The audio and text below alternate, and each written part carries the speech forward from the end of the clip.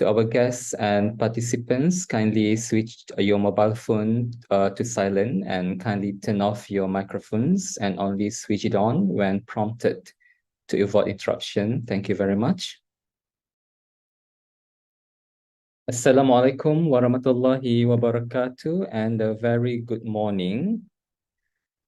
I would like to welcome to the Honorable Dr. Tengku Muhammad Azman Sharifuddin, the President of Academy of Sciences Malaysia, the Conference Chair, and also the Head of Department, Associate Professor Dr. Ng Boon Kwee, Professor Dr.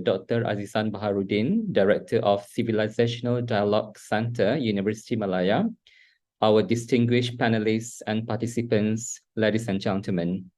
First of all, it is my pleasure to be MC for today. My name is Salim Mohammed, and on behalf of the organizing committee, I would like to welcome all of you to the International Conference on Science, Technology and Society 2023, or iCon STS 2023.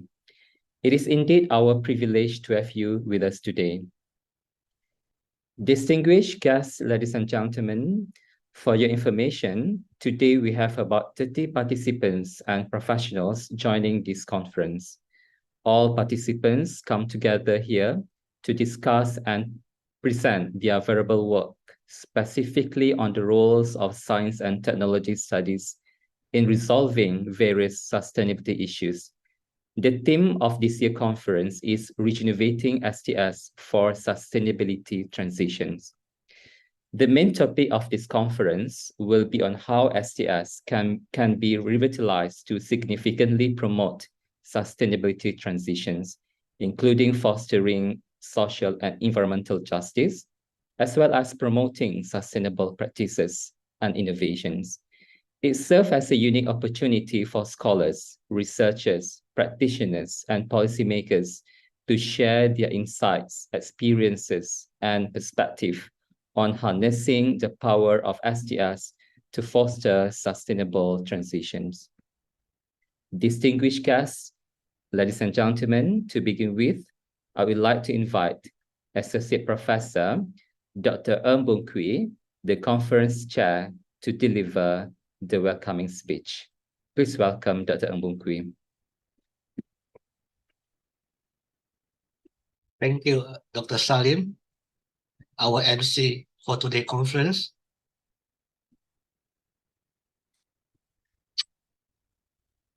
Yang Mulia, Academician Dato' Dr. Tengku Muhammad Azman Sharifuddin, President of Academy of Sciences Malaysia, Professor Dato' Dr. Azizan Baharudin, Director of Center for Civilizational Dialogue, University Malaya, our distinguished guest speakers, fellow scholars, students, and ladies and gentlemen. It is with great pleasure that I welcome you all to the 2023 International Conference on Science, Technology and Society, iCon STS 2023, with the main themes of rejuvenating STS for sustainability transitions. In this 2 days conference, we will explore the multi-dimensional nature of science and technology studies. We will discuss its evolving relevance in the era of sustainable development and the world of new and emerging industrial revolutions. The conference also attempts to foster meaningful dialogues on critical issues that shapes our global future. As we gather here, we recognize the crucial impact that science and technology have had on shaping our world. We have witnessed unprecedented advancement that have brought us to the edge of a new era, the one that categorized by remarkable opportunities and complex challenges. For instance, the fourth industrial revolution, with its diffusion of digital, physical, and biological systems, has the potential to reshape industry, economics, and society. Yet, In this transformative journey, we are deeply aware that sustainability must be the critical driver that fosters and guides our endeavor. Thus, the conference theme, Rejuvenating STS for Sustainability Transitions, underscore the urgency of our mission.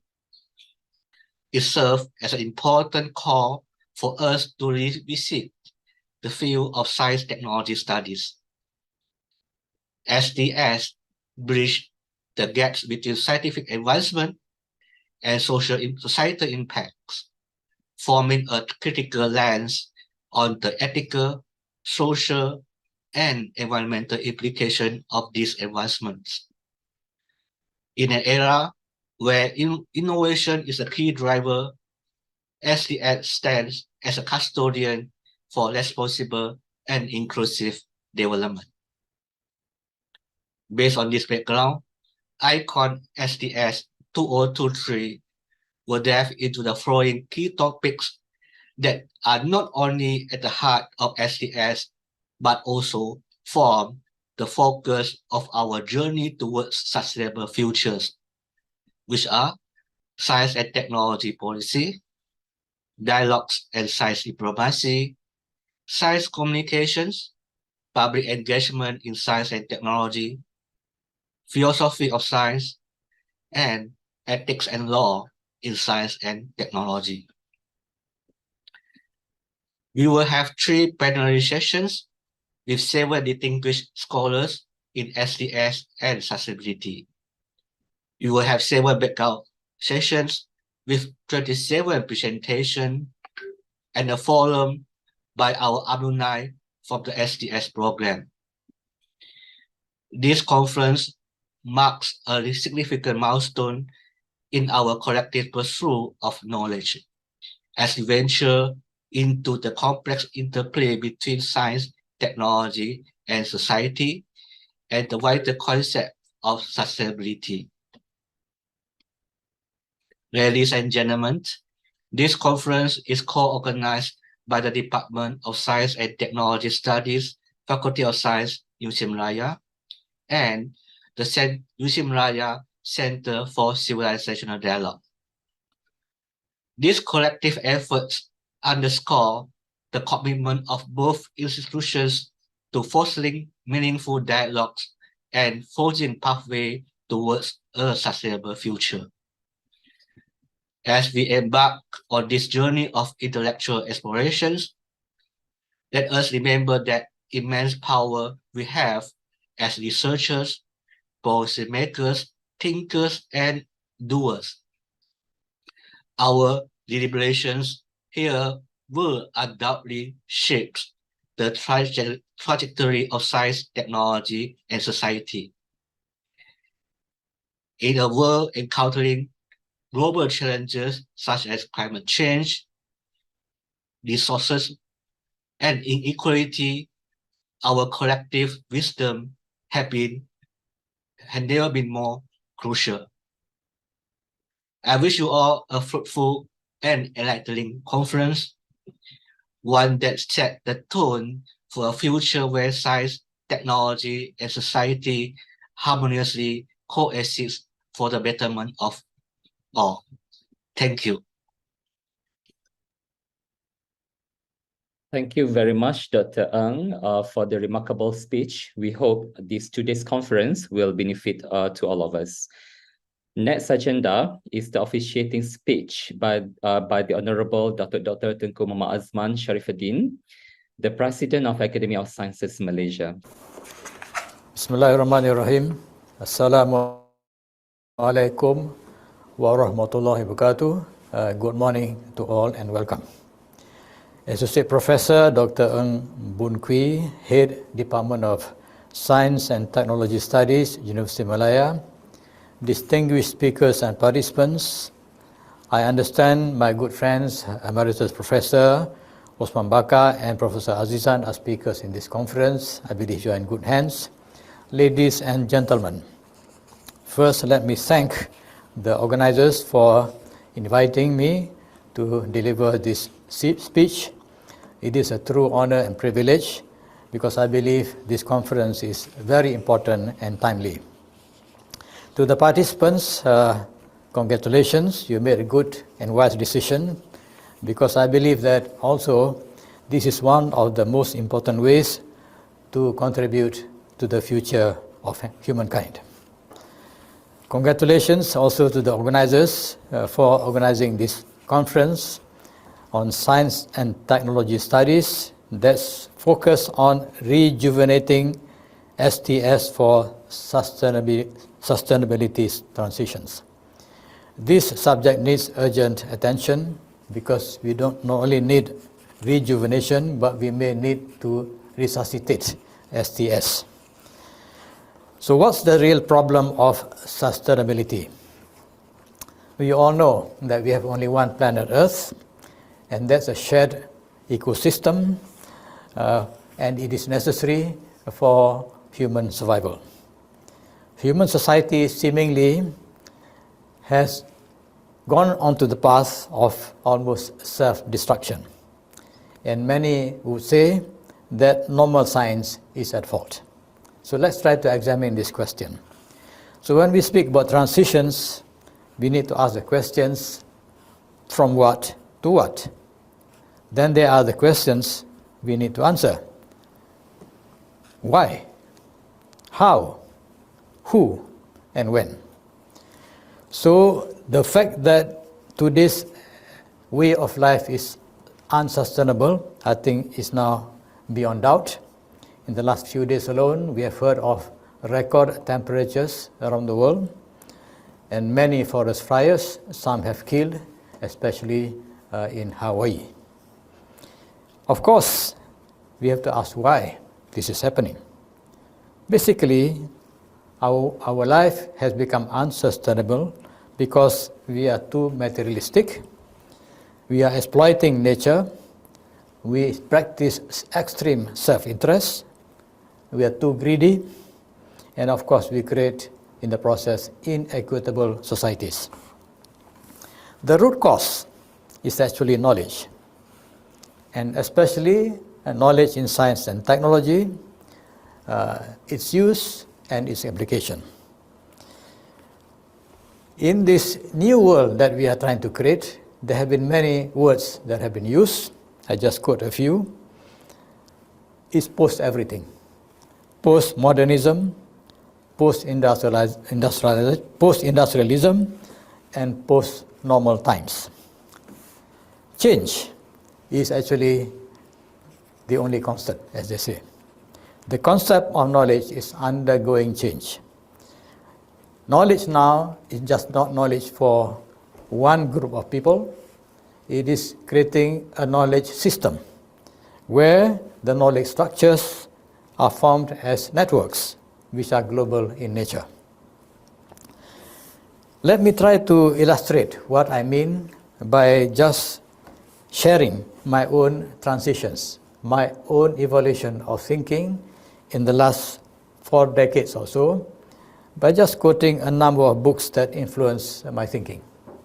Let me start with the notion of knowledge as the new, I would say, enabler and driver of social and economic development. The first book I encountered, written by the famous management guru Peter Drucker, published in 1969, The Age of Discontinuity. In that book, he actually used the term knowledge as the element, as the basic material that will build the new global system. He even used the term knowledge technologies at a time when the internet did not exist. So he was, in a way, prophetic in a, of course, business sense. Then we have Toffler. Alvin Toffler wrote a number of books. I will just quote 3 of them. Future Shock, The Third Wave, and Power Shift. Daniel Bell, in the 80s, wrote this book that was very influential, The Coming of Post-Industrial Society. Then let me move to the information and communication technology revolution, or now today called digital revolution or digital transformation. We have Don Tapscott writing the books Digital Economy, and then he followed with a book on Wikinomics that extended the notion of digital economies that are open and shared between different contending parties. Then we have science itself that underwent a lot of change, especially starting with the very influential book by Thomas Kuhn, The Structure of Scientific Revolutions. Feyerabend was one of the rebels in those days who wrote the book Against Method and Science in a Free Society. Of course, we cannot forget Jerome Roberts, his book Scientific Knowledge and Its Social Problems. From the titles alone, you can imagine what sort of issues and challenges science and human society were facing even 40 years ago. Let's look at Islamic science in particular. We have Syed Hossein Nasr, who published many books that influenced many of us. And then we have Professor Osman himself, who wrote a few books that influenced my thinking, the classification of knowledge and Tawhid and science. And we have Ziauddin Sardar, who wrote many books and articles in this field. But I want to mention specifically his notion, shared with others of course, of post-normal times in which there is post-normal science. So let's just try to review what is meant by post-normal times. We have gone past what was and no longer. We are moving towards what will be, but not yet. Science that was, let me just illustrate quickly, reductionist, materialistic, deterministic, and practicing empiricism as an ideology. With mechanical certainty, predictable, linear mode of thinking, simplistic towards change. Also, it served a close community of scientists, impenetrable almost to anybody else. And of course, they believe they were dealing with objective knowledge, which is neutral as far as society is concerned. Of course, I believe that is no longer. It's dead.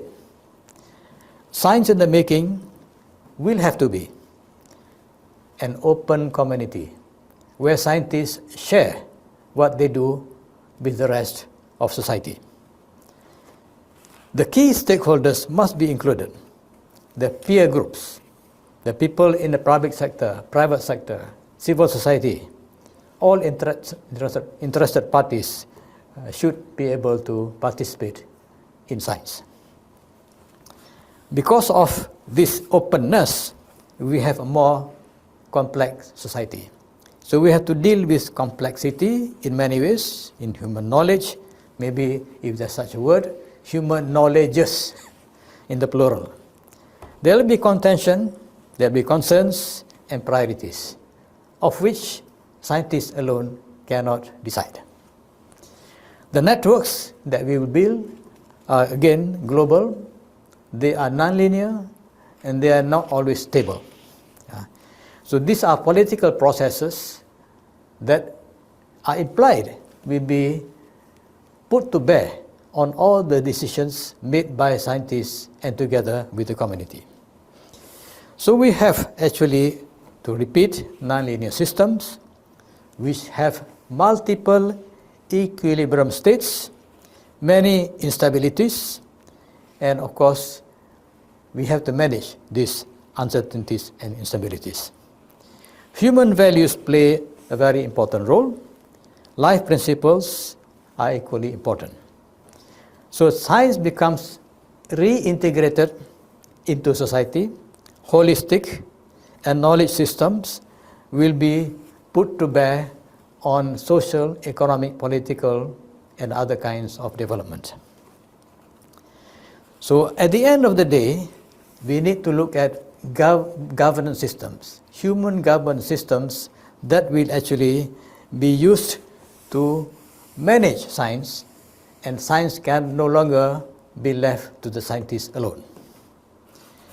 Let me continue by trying to expand further on what we mean by post-normal science, having spoken about post-normal times as understood by Sardar and his co-thinkers. So what is post-normal science? It takes off from Thomas Kuhn's idea of normal science, which goes through a process of paradigmatic change and transformation, where we will create new ways of thinking and even new worldviews. The community of scientists are now connected to the wider society, sharing all the knowledge and sharing the ideas of what we do to manage planet Earth. Here, scientific knowledge is reintegrated into human knowledge. And if I may repeat, human knowledges in the plural. Values become important, life principles, and of course, this leads to better responsibility and accountability management. Ultimately, humankind has to take stewardship over natural ecosystems. The purpose of science will have to be redefined to include maintaining the balance in nature and using the resources with an understanding of the limits of planet Earth. So when we reintegrate science in society, we are talking about a new path. It's no longer on the old path. We are working towards a new science, where knowledge is not industrialized, and of course, it is serving society as a whole. So shared life principles includes beliefs, and of course, belief number one is belief in the human goodness, that humans are finally have moral character. There will be multiple paths of gaining knowledge, so that's why I keep saying there could be different kinds of human knowledges. So economic growth will have natural limits, and these limits are to be determined by society as a whole.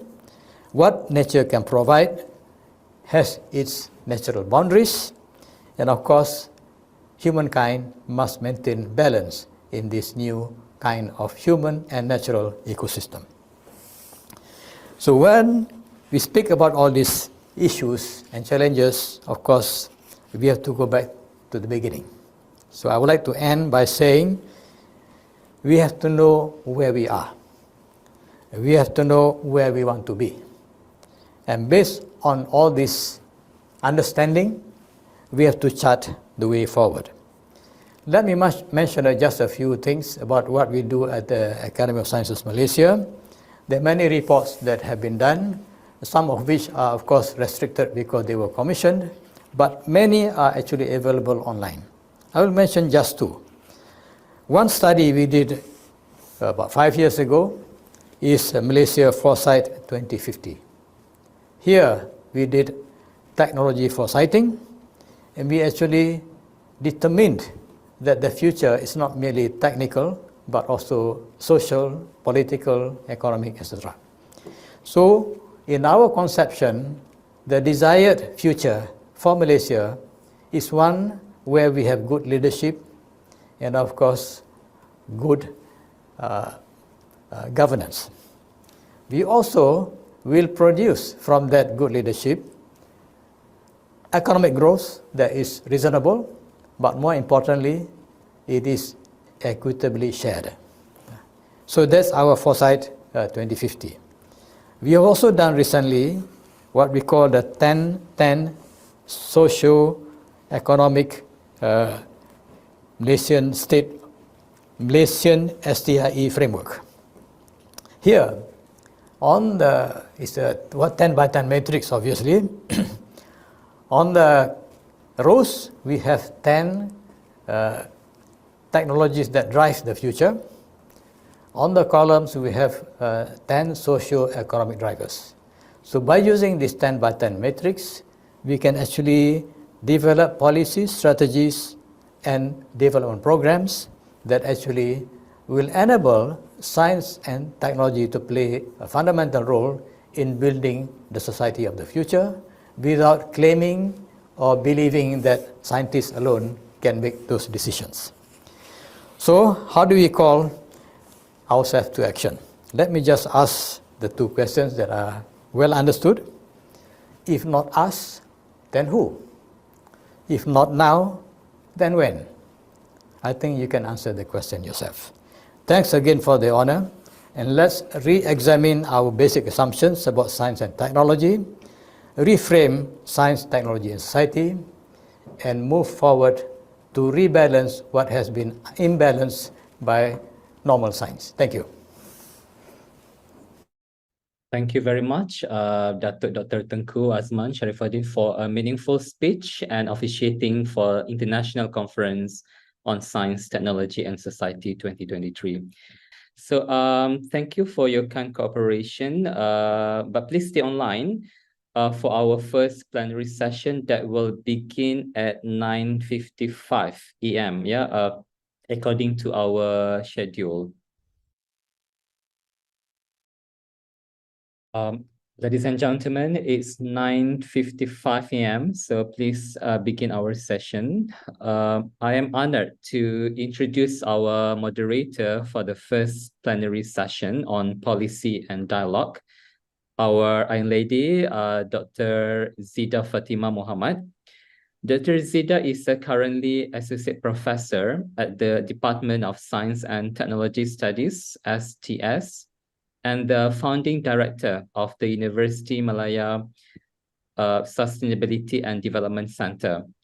Her academic interest is primarily to understand the relationship between the development of science, technology, and innovation, STI, and environmental protection, particularly within the context of sustainable development and associated challenges to late industrializing countries. Without further ado, I would like to invite Associate Professor Dr. Zida Fatima to moderate the first plenary session. Okay. Right. Okay, thank you so much, Dr. Salim, for that kind introduction. Assalamualaikum, good morning and greetings of peace to everyone. I'm very happy and very honored to be given the chance to moderate this first plenary session of the conference on the theme of policy and dialogue.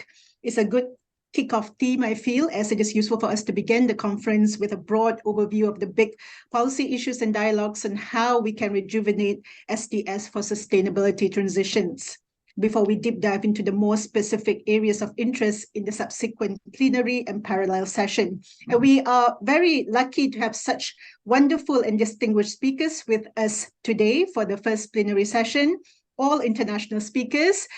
We have Dr. Munif Zaubi from Jordan. Prof. Zaubi, are you there, Dr. Zaubi? Yes, I am. Good morning. Fantastic, thank you. It's 5 p.m. over there, right? So thank you for waking up early for us. Then we have Associate Professor Dr. Masaru Yerime from Japan. Prof. Masaru, are you there? Yes, good morning. Okay, good morning. Yes, so it's around what time over there? It's 11 a.m.?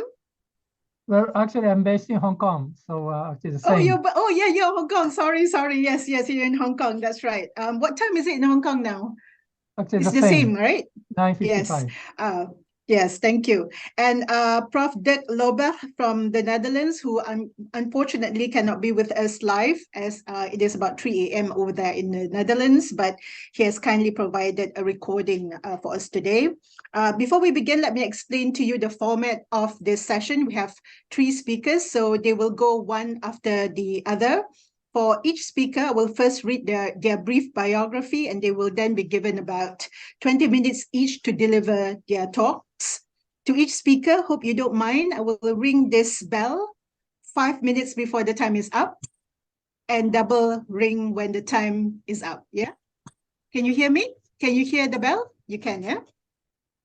Also, just adding here a caveat, the biography of all of our speakers is long and impressive, and I do apologize to our speakers that in the interest of time, I will just summarize what I feel is the most relevant for our session today.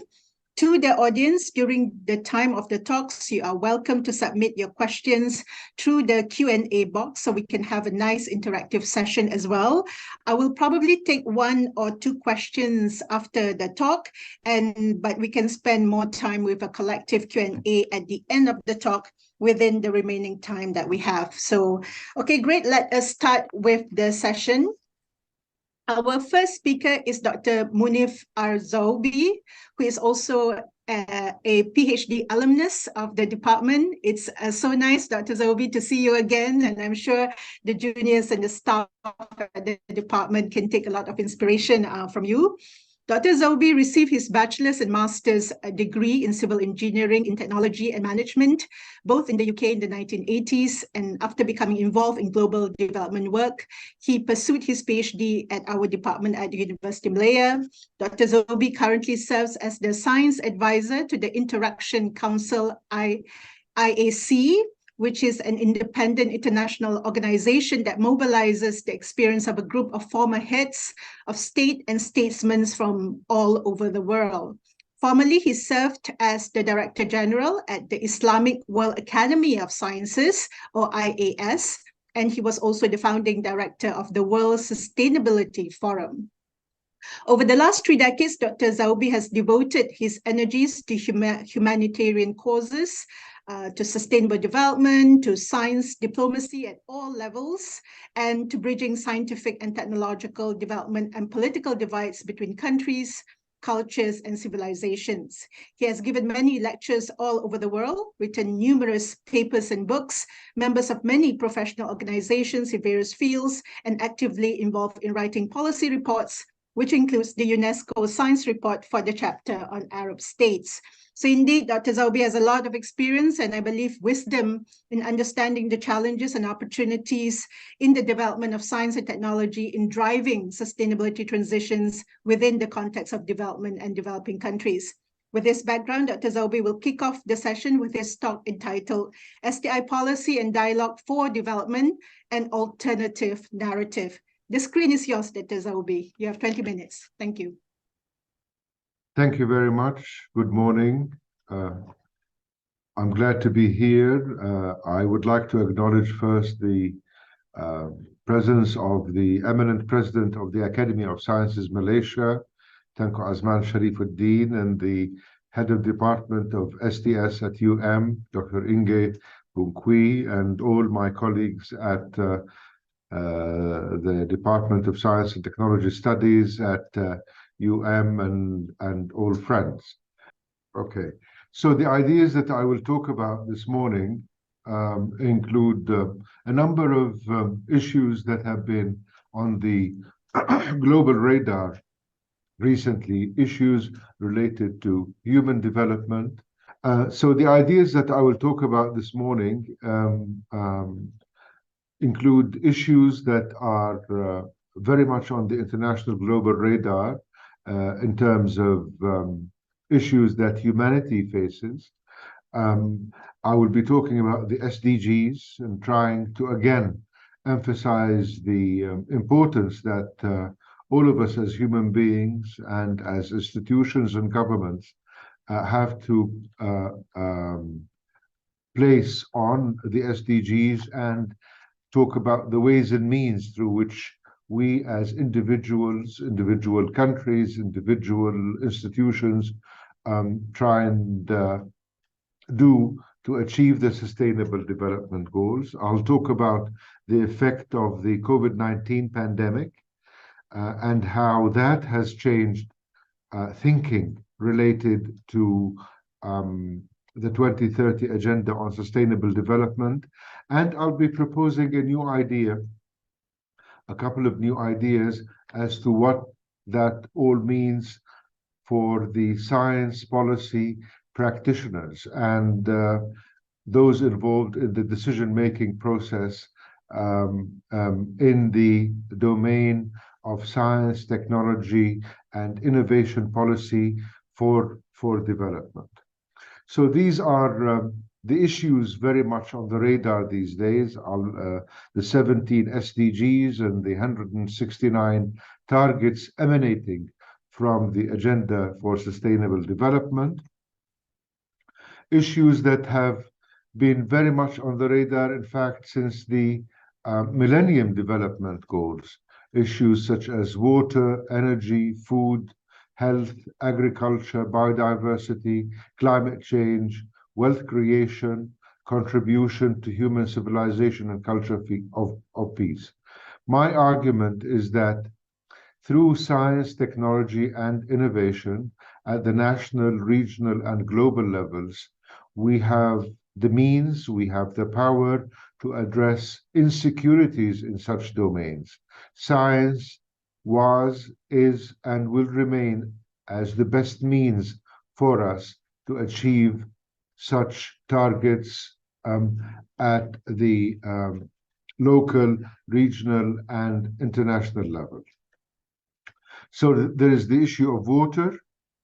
For example, this is the amount of fresh water available for us as human beings compared to the size of the planet, which is not much, which means that in many countries where there are shortages of water, national policies need to be introduced to address water insecurity.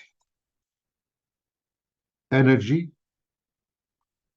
and agriculture or food insecurity. This is often talked about as the WEF nexus, water, energy, and food nexus, issues that need to be addressed at the national level, at the regional level, and at the global level. Health is also a global concern for all of us, particularly in the wake or in the aftermath of the COVID-19 pandemic, which has affected not only the STI ecosystems internationally, but has affected societies in a number of different ways.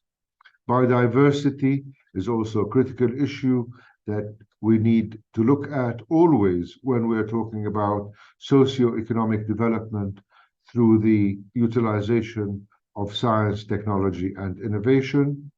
Climate change. Climate change, for example, in Southeast Asia is a big concern, as, for example, 2.5 to 3.5% of regional GDP was used between 2010 and 2015 to mitigate greenhouse gas emissions. So climate change is very much an issue that we need to address in our regions, in our countries, via the means of science, technology, and innovation.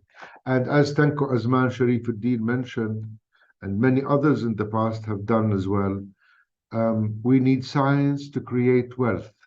Science not only is a tool to address national problems, to address human problems, but ultimately we need to science to deliver technology, which in turn would deliver marketable goods, services, algorithms of commercial value, so that socioeconomic development at the societal level is also achieved. Because science really is the engine of prosperity, as Michio Kaku often mentioned, and it's also a vehicle towards achieving peace at the global level. And it's here that we see Michio Kaku also promoting peace at the 2017 World Science Forum, which carried the title of Science for Peace. However, in 2020, we had the COVID-19 pandemic, which not only derailed plans to achieve the SDGs, but also exposed the weaknesses of our national science, technology, and innovation ecosystems in terms of responding to the pandemic, and demonstrated the importance of having indigenous capacity in basic and applied health research. It demonstrated the importance of heeding scientific advice, because many of our political leaders and decision makers really scrambled for advice from a number of sources in order to address issues related to the pandemic. It also, the pandemic, that is, underlined the importance of accurate scientific knowledge provided by national science advisory mechanisms to guide political decisions. And this is why there is a genuine need today to revisit the 2030 Agenda on Sustainable Development in the aftermath of the pandemic. It was at that time that the UN Secretary General advocated that the world must turn to science and solidarity, not least to combat the spreading of the global misinfodemic. There were a lot of false information on the airway or in the airwaves at the time, and science had to really address the facts and convey the accurate information to the public as well as to decision makers.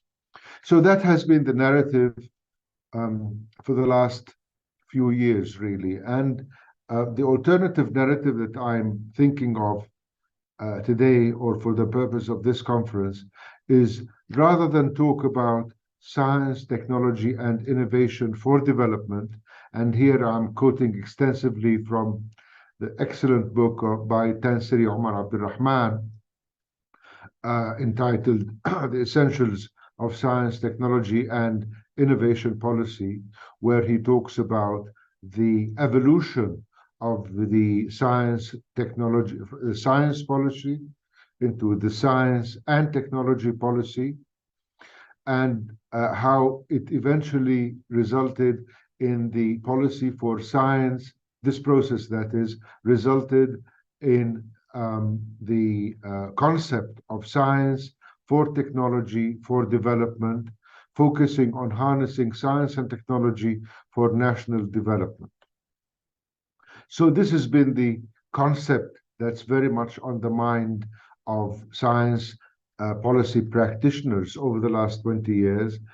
The proposal is really to try and build on that.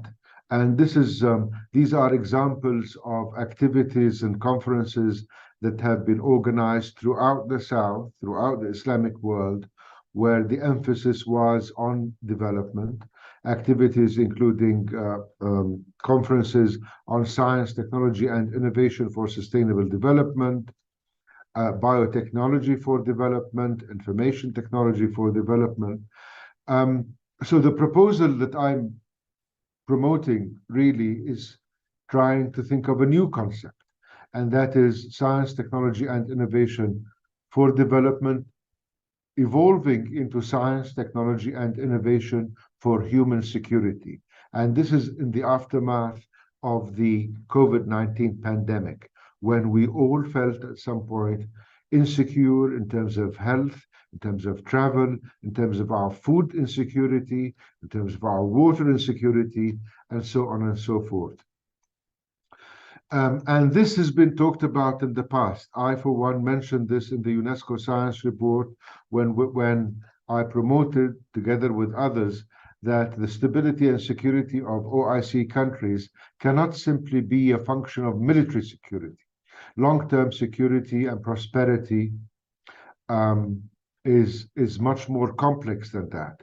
And science, technology, and innovation can achieve the triple helix, if you like, of food, water, and energy security through the proper application of these tools to achieve such securities. Human security essentially addresses all these critical issues confronting the world today, including peace, human rights, inequality, health, food, education, jobs, safe communities, and personal safety, as well as energy pollution, biodiversity, and of course, climate change. It's a flag that supports all 17 UN Sustainable Development Goals. And it's the new paradigm that I think we should focus on in our science, technology policy, and the associated dialogue. It has many dimensions that are very similar to the 2030 Agenda for Sustainable Development. Talks about food, health, environmental security, personal security, community security, political security. And this is really my first conclusion, is that we should not always view security through the narrow lens of conflict and war. In our post-COVID world, we need to challenge that perception and demonstrate the breadth and depth of the topic that touches everyone in society, wherever they are in the world. These challenges require science, technology, and innovation tools to address them. As our world becomes more interconnected, slow security reactions need to change, as was demonstrated by the COVID-19 pandemic. STI values, guided by our sense of inclusivity, stability, and peace, need to prevail. We need all to strive for global security for all of us as humans, security that is worth defending. And this is my second concluding point. I say that we really need to identify a role for the science, technology, and innovation community, whether in academia or in industry, to really address the Sustainable Development Goals, not merely from a development viewpoint, but from an essential human security viewpoint. We need to monitor the implementation of our national policies constantly to ensure that our policies are successful, that are modified as and when necessary, to ensure that the various aspects of human security are achieved. Now, when we talk about dialogue, this is an old slide of mine that I use very often, and talks about the divide that exists between polity, decision makers in government, and scientists. This divide calls for dialogue between the two communities, because the aim of government and politicians, of course, in many parts of the world is continuity, as well as security, whether it's hard or soft community, and continuity, again, being here tomorrow. While science, on the other hand, as I've just explained, is being here in a more secure tomorrow, or a better tomorrow. Science can help us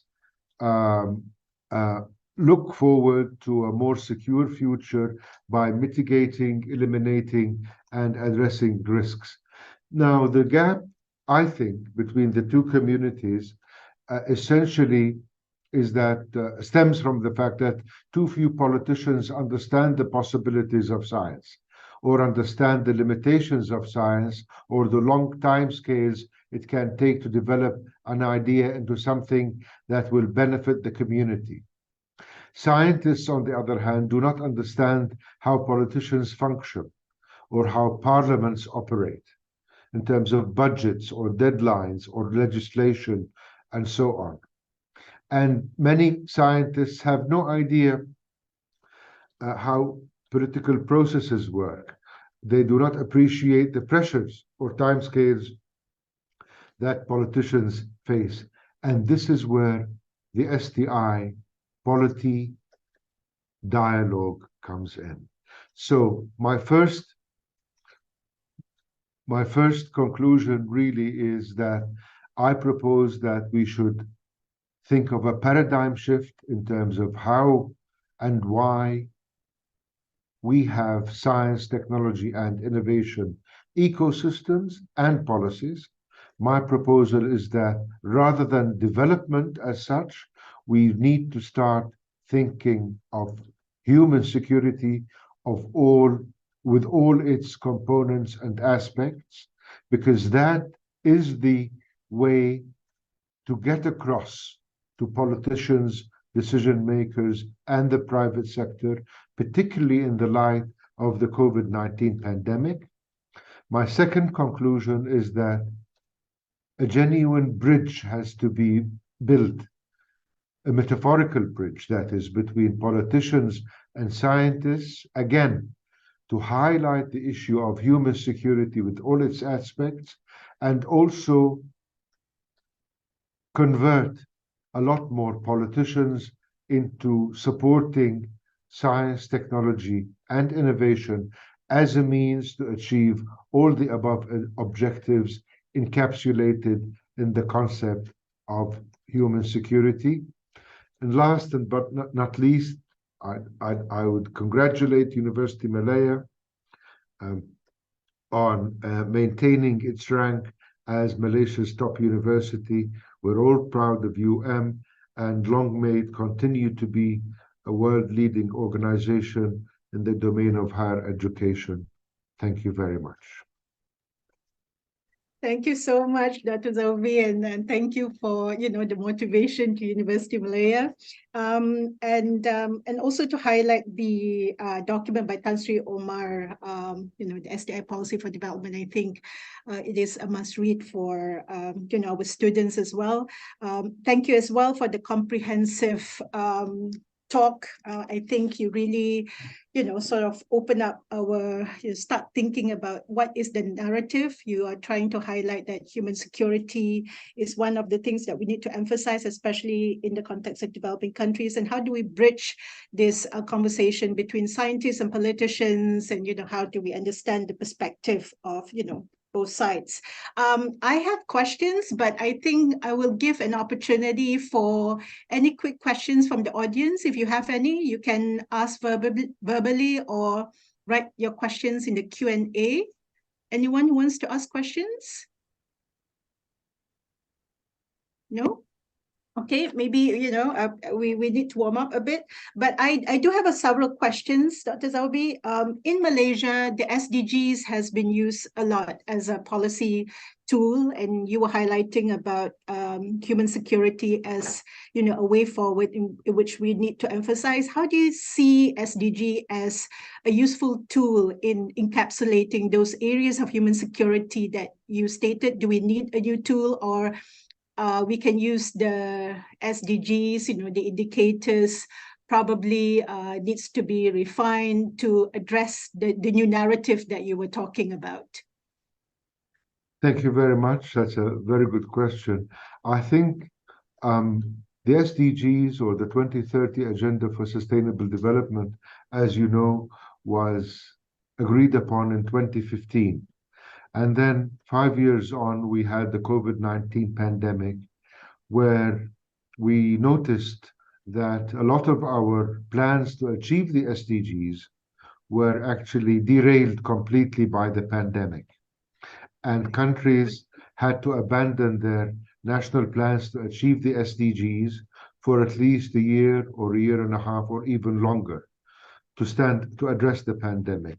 I think that, and also the pandemic showed that we are short in a number of domains and lack the capacity in a number of areas.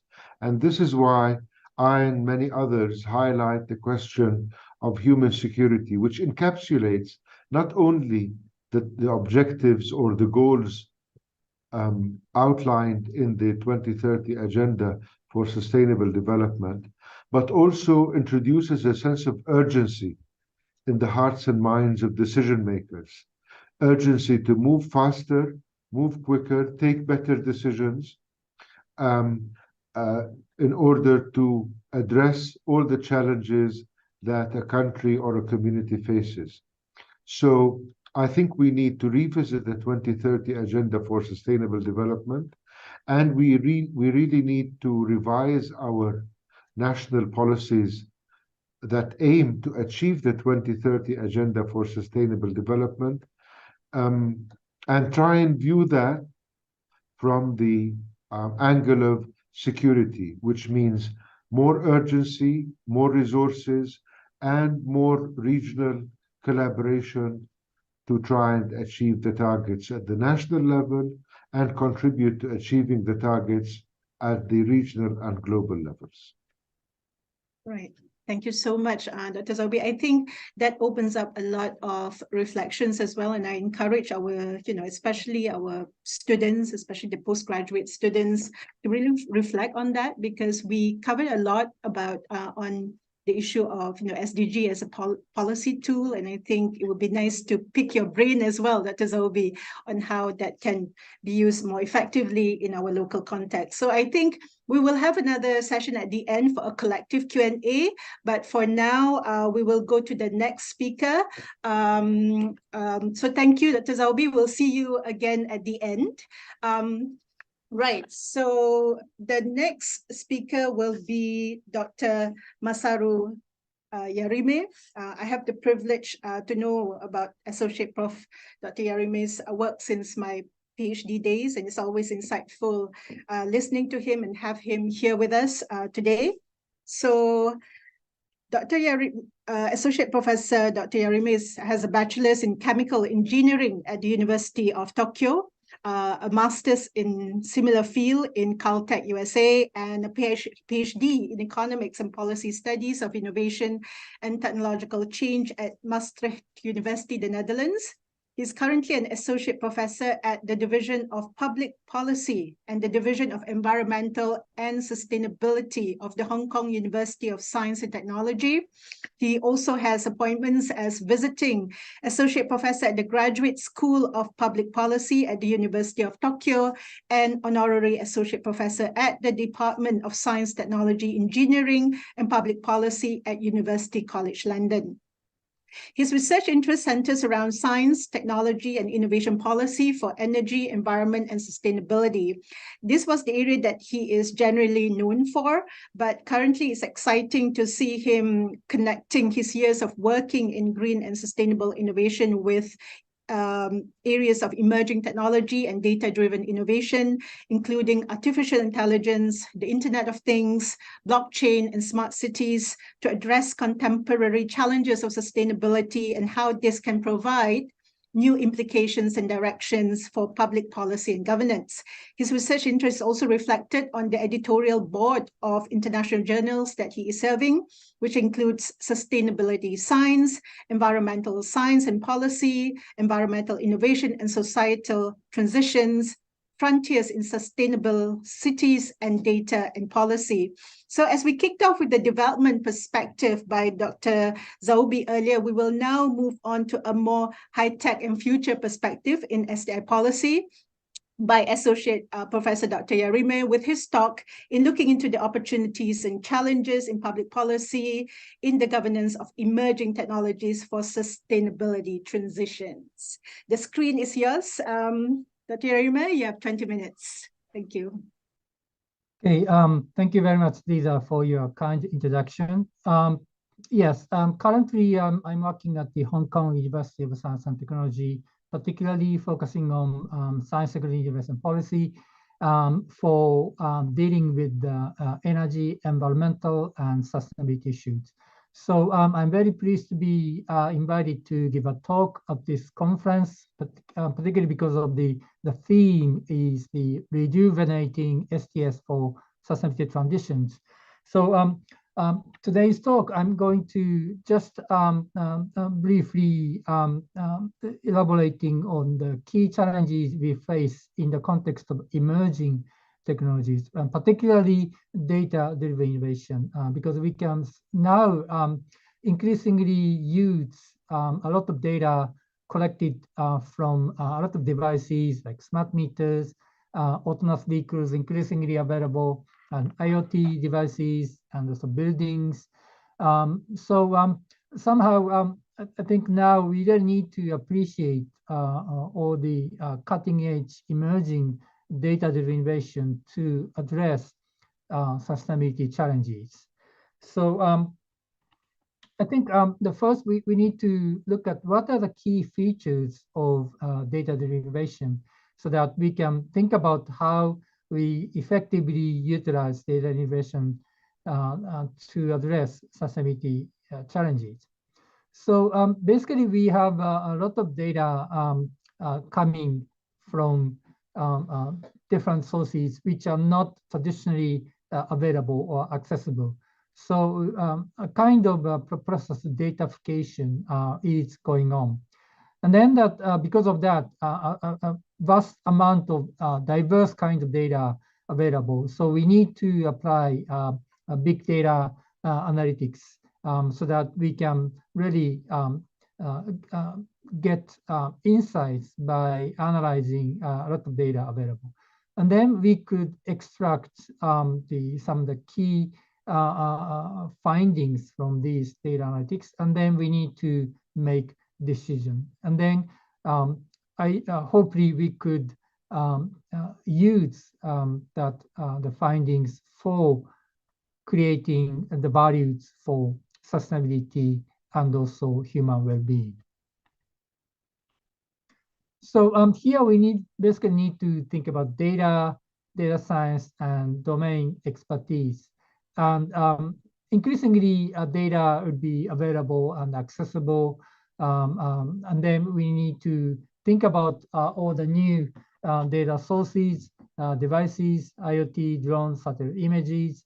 And then we have increasingly available the analytics, the methodologies, and especially the machine learning for extracting knowledge from data science.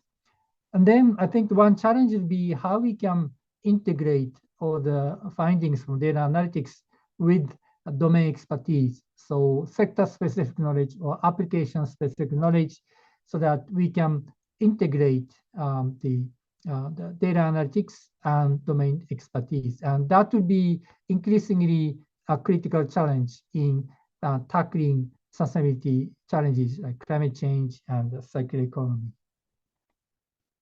So one thing which we need to understand is the speed of improvement of the performance of AI, for example. So this is just example of the performance improvement in the image recognition.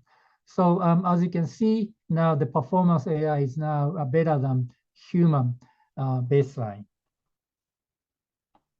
And then also probably you might heard the ChatGPT, for example, the language processing of AI has been also improving the performance quite significantly in the past few years. And as you can see now, the also language performance of AI is better than humans in one sense. So I think we really need to appreciate what are the implications of these rapidly improving performance of data-driven innovation, particularly the AI. So one key feature is that these technologies can be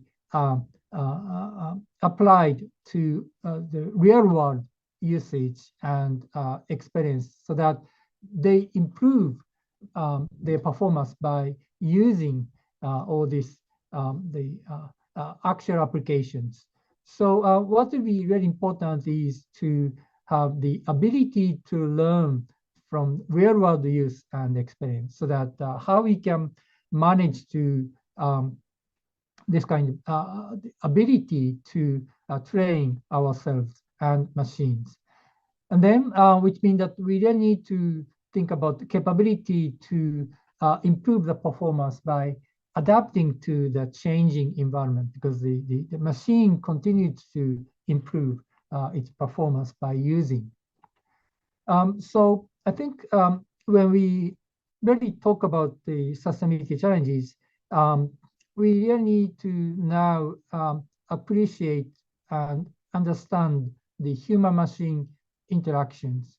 So now we really need to think about how to govern properly the interactions between machines and humans. So now the policymakers need to not only understand not only the human behavior, but also machine behavior, and then the behavior of human-machine interactions, so that how we can manage the human-machine interactions to navigate the technological change to address sustainability challenges. So that is already happening in autonomous vehicles, for example, in the transportation sector, and also in the markets. Like now, the machines are making transactions, and also the political systems are also very influenced by machines, for example. So that is really the key challenges as policymakers. So we really need to understand the speed and direction of technological change, which is very rapid and difficult to explain or understand precisely because of the nature of learning based upon using and experiencing. So there's be a kind of widening gap between technological change and also institutional change, which is called the pacing problem. So it's really a critical challenge for policymakers to catch up with the speed of technological change. And then the things are getting connected because of the data are exchanged and shared. So we need to understand cyber physical systems like smart cities, which include energy, transportation, buildings, land use, so that how we can manage the whole cyber physical system to move towards sustainability. So which requires coordination of policies in different domains and sectors, and also international policy coordination. So essentially that we have unpredictability of processes outcome because of the nature of machine learning, because how we use these technologies affect how technology evolves. So essentially we need to be prepared to deal with unpredictability, unexpected outcomes, all these kind of uncertainties. So our governance system need to be prepared to deal with all this, the difficult uncertainties involved. So then how we can use all this data innovation for addressing climate change, for example. And then there's a huge potential, like mitigation of climate change by reducing carbon dioxide emissions, because we can facilitate use of renewable energies by introducing data-driven innovation, and also improving efficiency, and also we can manage to coordinate supply and demand more smoothly and efficiently. And also we can think about the supply chain management, so that all the risks and impacts can be managed by sharing the data, so that we can properly find the source of emissions, and then make the relevant stakeholders accountable for emissions, for example. And then we can also think about the inducing behavioral change by providing personalized advice, like the energy saving behavior, for example, by using smart meters, and then provide more personalized advice to change the behavior. And then we can also think about the use of digital innovation for adaptation to climate change, like Earth system modeling, and also putting all the devices to get data for increasing resilience to natural disasters, like early warning systems or emergency relief systems, and also monitoring of infrastructure. So there's a lot of potential available. So somehow we are working with my colleagues to look at the digitalization for adaptation to climate change, and this is still a work going, but at least we can see the in the past 10 years or so, the degree of digitalization of climate change technologies is increasing in many different applications. And also you can see different countries also trying to somehow involve the digitalization of climate change technologies in different countries. And particularly AI could play a very critical role in addressing climate change, and also at the same time potentially exacerbating climate change, let's say by consuming a lot of energy, for example. Also, the use of AI is increasingly possible in climate change technologies. And you can see the major players in this domain are some are trying to include AI for climate change technologies. So especially in the past 5 years or so, you see increasing share of patent applications involving AI in climate change technologies. And if you look at the different domains related to climate change, then we can see also some particular areas where AI is especially increasingly introduced, like ICT technologies to reduce energy consumption, and also the transportation technologies, and also batteries. These are the areas where AI is increasingly utilized for that. Expanding the scope of the AI technology's potential for tackling sustainability issues, then we can think about all the also inclusiveness in the sense that we could provide the services to elderly people, handicapped people, or disadvantaged people by providing some accessible, affordable services. And also, as we saw in the case of the COVID-19 in the past few years, at least we saw the, particularly in East Asia, we saw some of the countries and regions use a lot of data for tackling the spread of disease by using the contact tracing applications, and also mobile phones and others. So we saw a lot of potential in utilizing data-driven innovation for tackling sustainability issues. So yeah, this is just one illustration of how we can potentially use a lot of data coming from buildings, transportations, and satellites for the climate change, for example. And one study which I have done with my colleagues in Tokyo is to use the distributed energy systems with peer-to-peer energy exchange based on a blockchain. So here we can see the consumers can put their the photovoltaics on the rooftop, and also put EVs and then batteries, and then the consumers can become prosumers in the sense that they can consume and produce energy and then exchange energy with each other by sophisticated data-driven innovation. But then that obviously there are many challenges, technological challenges, economical, social, environmental, and institutional challenges. There are a lot of issues we need to tackle for implementing this kind of technologies. And especially with regard to institutional dimensions, we need to be particularly aware of difficult challenges with regard to data. So data availability, accessibility, and also interoperability of data, and also cybersecurity issues, and then data privacy issue, and also trust in the technologies, and also institutions, and also regulations also need to be addressed, particularly because of the complexity and inflexibility in, let's say, the energy sector, for example, which has been heavily regulated in the past.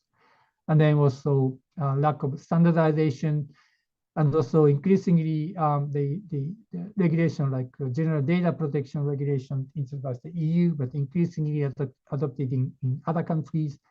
But at the same time, we also need to deal with data sovereignty or data localization, which would be also challenged when we talk about data sharing and transfer.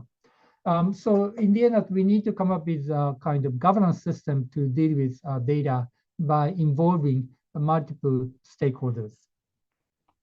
So I think currently I'm working with my colleagues and students to try to explore approaches to data governance in smart cities for sustainability, because we don't have enough empirical research in this domain. So particularly in Asia, for example, because we have very different kinds of governance systems, political systems in Asia. So we really need to look for, explore different ways to govern the data in dealing with all the sustainability challenges in the context of smart cities.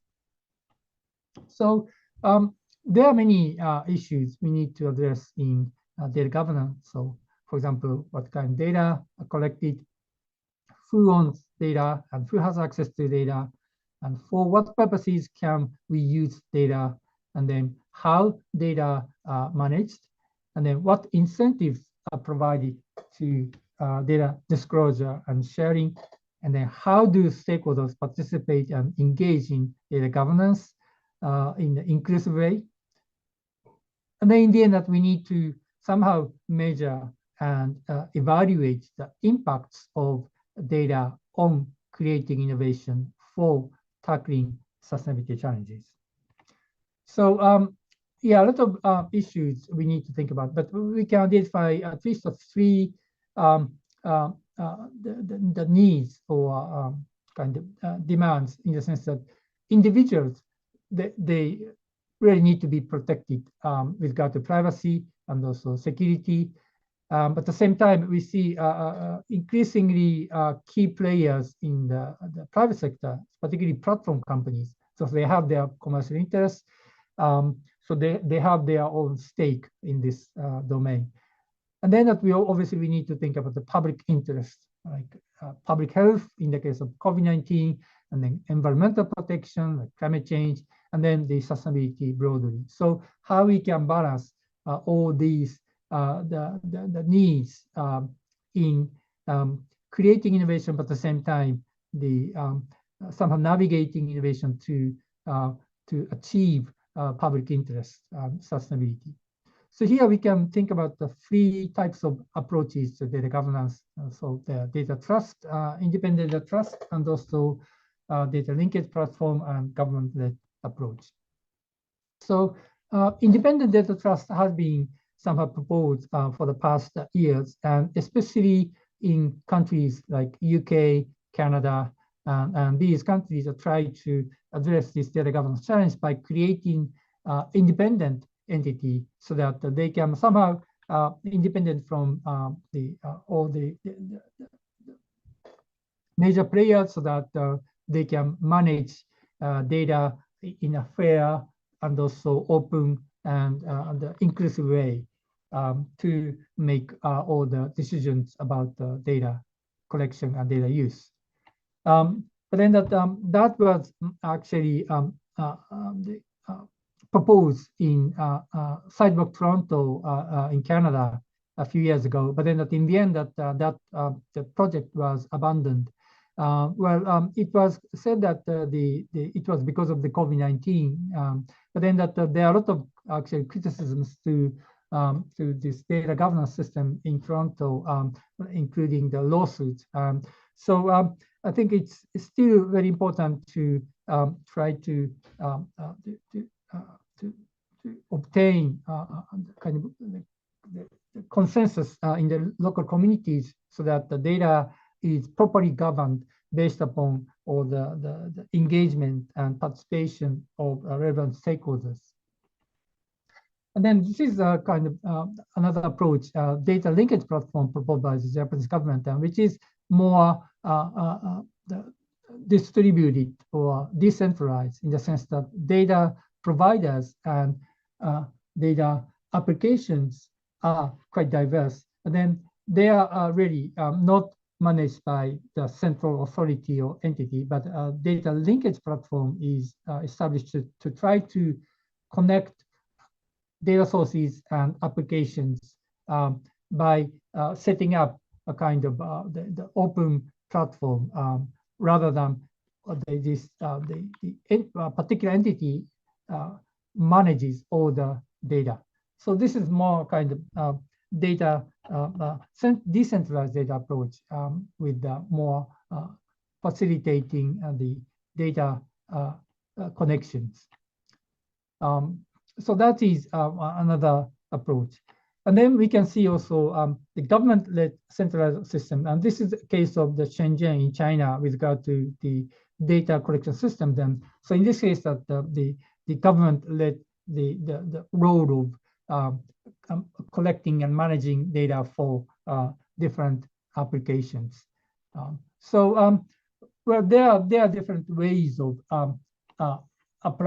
approaching to data governance because of this different socio-political institutions and systems. So there are advantages and disadvantages in different approaches. So we really need to think about what to be the most appropriate way of dealing with data, given kind of different the systems in your own country or city or region. So that would be one thing which we need to think about.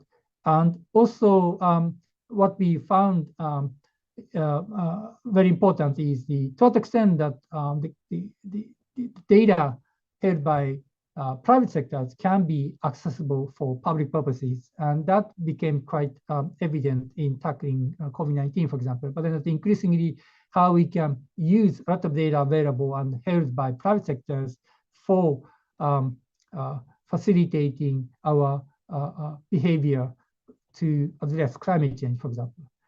And then another issue is the cross-border data transfer. So this one would be also particularly relevant in, let's say, ASEAN countries, for example.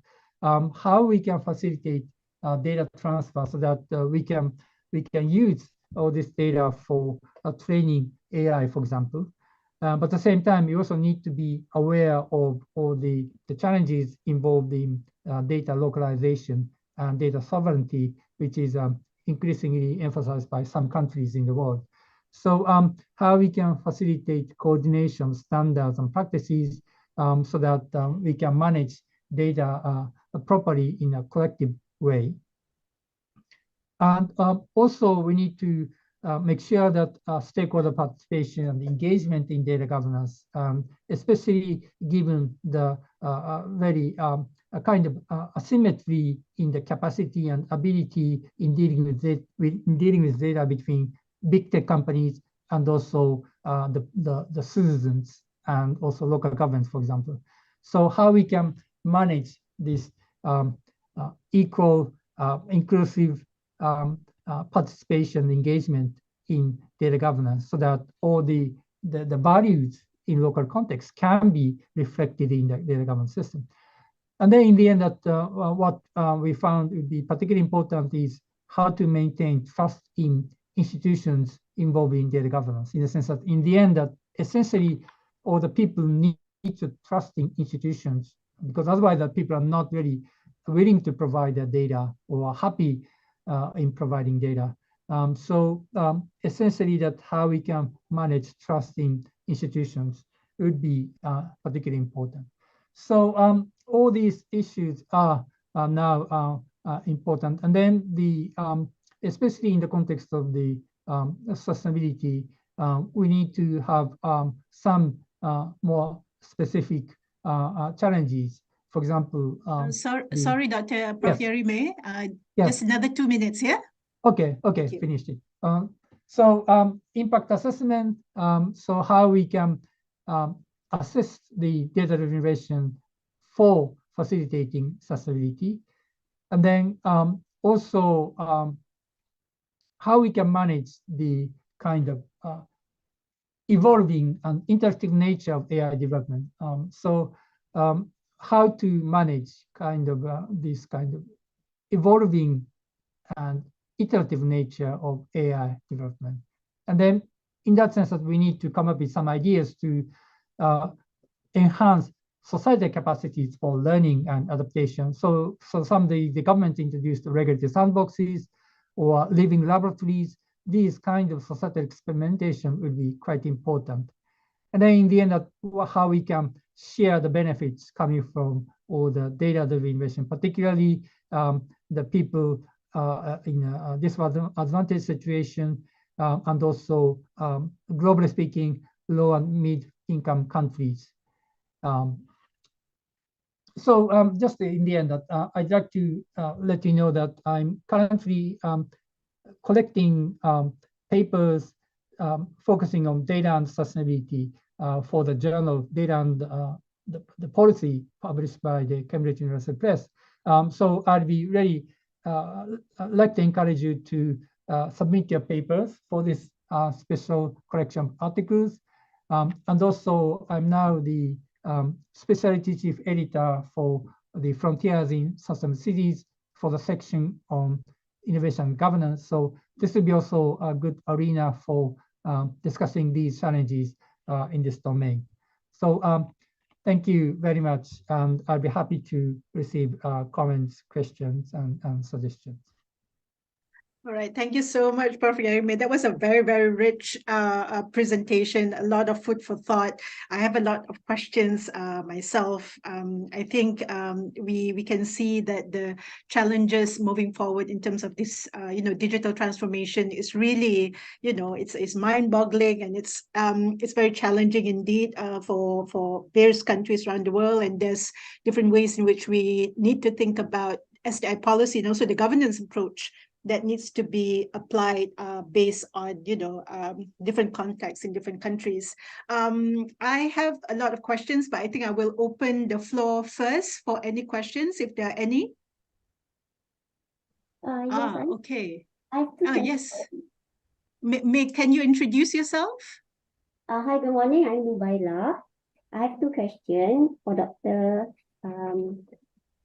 My first question will be, there is a discussion on the concept of Society 5.0, particularly within the circle of Japanese circles, and the concept of integrating big data, AI, and also social development.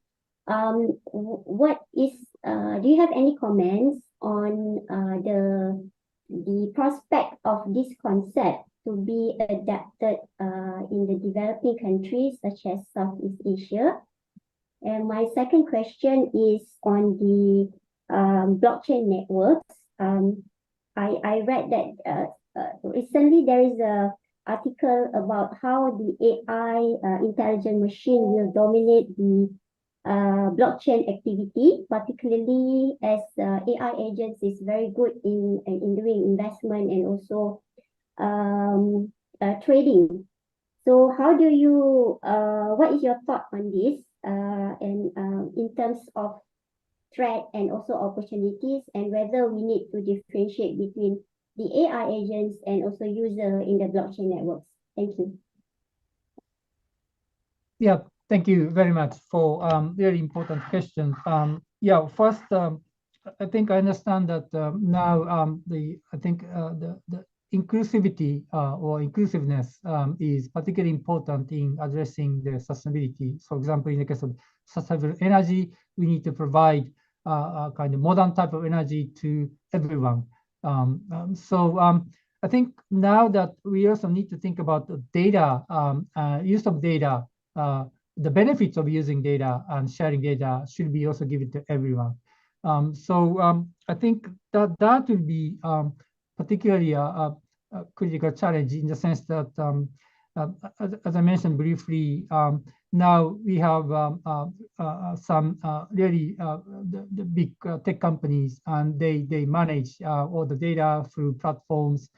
How we can somehow share the benefits of using data. For example, by collecting and using data, we can somehow train machines, and then the machine can create some benefits, ideally.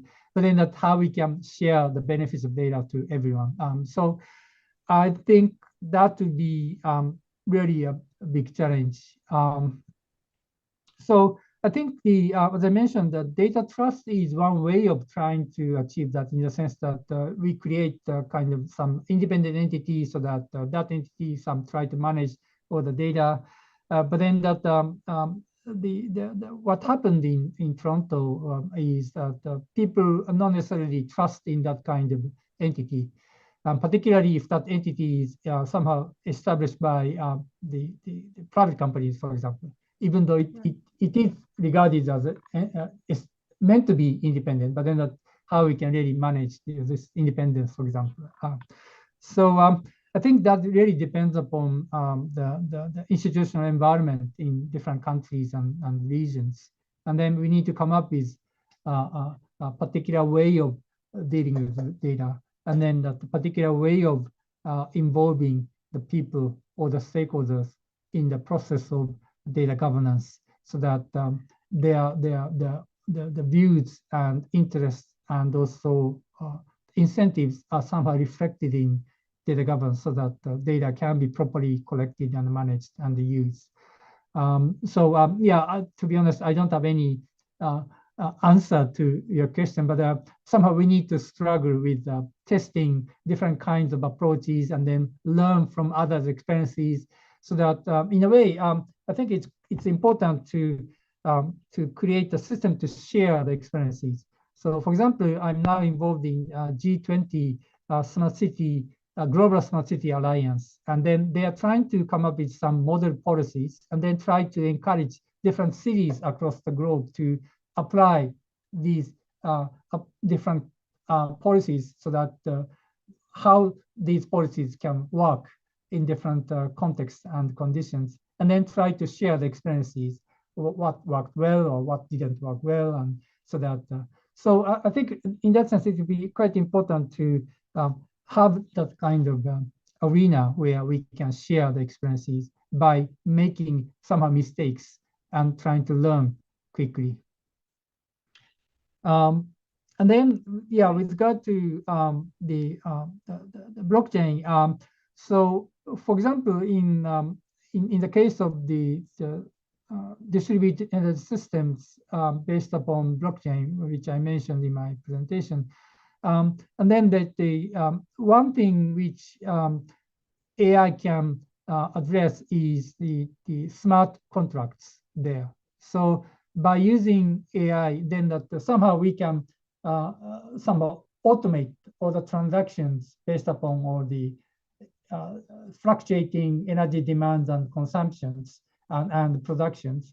And then we can facilitate all the transactions between different households by using AI based upon smart contracts. So that would be one way of using AI for this kind of blockchain-based approach.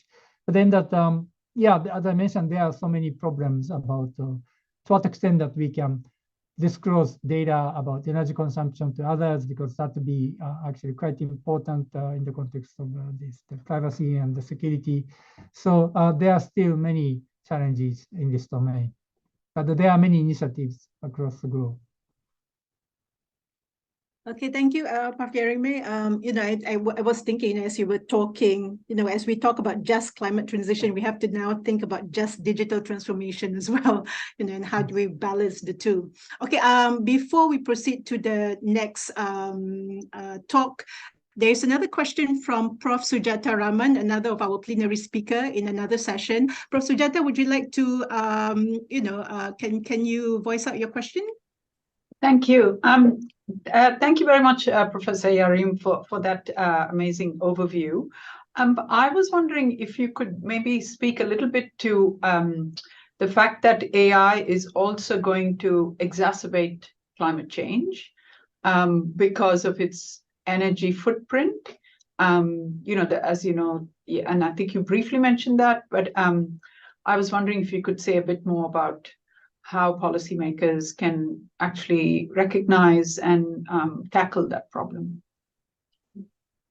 Thank you very much, Professor Raman.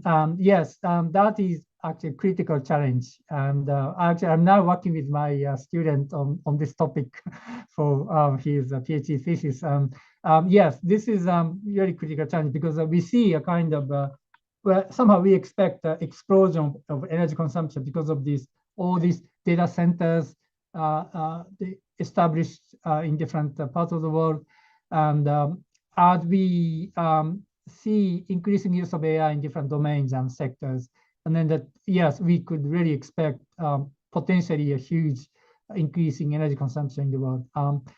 So how policymakers can address that is yeah, it's really a challenge. But then at this moment, we are trying to look at some policy documents in the world, but then that there are not so many countries which are explicitly addressing this challenge. So in that sense, the policymakers are not really catching up with the seriousness of this coming danger in a way. But I think at least we need to think about how we can provide incentives for relevant stakeholders, and particularly the tech companies and those companies which provide the cloud services, for example. So they actually play a very important role in trying to mitigating to reduce the CO2 emissions. So obviously, one thing is to try to introduce more renewable energy, for example, in managing data centers. And then we also need to provide the particular the proper incentives so that so in that sense now we are discussing the scope 3 the requirement for ESG reporting, for example, so that the now companies need to especially incorporate all the energy emissions through their supply chains so that they have incentives to reduce CO2 emissions. So that will be also very important way of providing proper incentives to companies to consider their emissions, not only their own production, but also if they ask data centers to process their data, and then that requires energy, and then reduce and they come to energy emission, the CO2 emissions. How that can be also incorporated into their the CO2 emissions, so that they can somehow they need to deal with this kind of emissions. So that would be also another way to provide incentives. But then there are so many challenges. Okay, Prof. Masaru, I think we have to stop the Q&A now because we do have to go to the next talk. But thank you so much for a very, active Q&A session just now. I think there's a lot of questions still, but let's go to the final speaker. This will be by Professor Dr. Dirk Lobbach, who unfortunately can't be with us today, but he has kindly provided a special recording of his talk. A brief background of Prof. Dr. Dirk Lobbach. He is a professor of socioeconomic transitions and director of the Dutch Research Institute for Transitions, or DRIFT, at Erasmus University Rotterdam, the Netherlands. He has developed the theory and practice of transition management as a transdisciplinary way to advance sustainability transition, and has been involved in numerous action research projects on various sustainability areas. In his publication, he always seeks to advance the conceptual boundaries of what science and research is for sustainability and how society could work together to advance radical transitions beyond the typical sustainable development and innovations paradigm. I myself have been inspired by the work of Prof. Lobbach and his team in DRIFT, and they have definitely influenced my leaning towards action-oriented research and transdisciplinary approach in my own research.